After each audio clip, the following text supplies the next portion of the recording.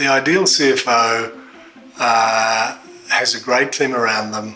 They are in control of compliance, risk, external investors, the auditors, they're working well with the board, they're managing the quarterly earnings, cash flow, tax, all of those things they've got to do. I think that's, without that, you're not being a good CFO. So an ideal CFO has all of that under control, hopefully with a very strong team that's empowered and actually doing a lot of the work.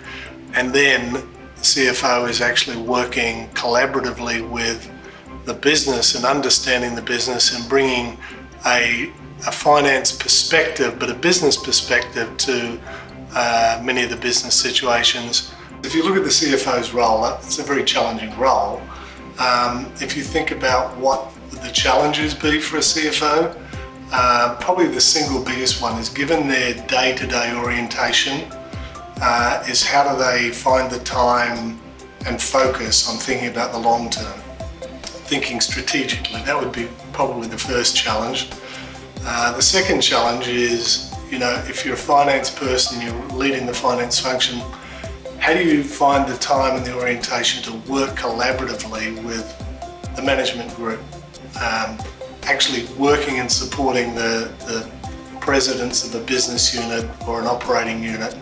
And sometimes the CFO can find that a challenge and not embrace it as working as part of the team, just coming in and being the senior finance person. And probably the last challenge, and probably the biggest one, is, given the short-term orientation of the role, having to crunch the numbers and manage those, is that they lack sometimes a focus on building a strong team and actually developing the people that they need to actually enable them to have the time to think about the long term and work with the executive team.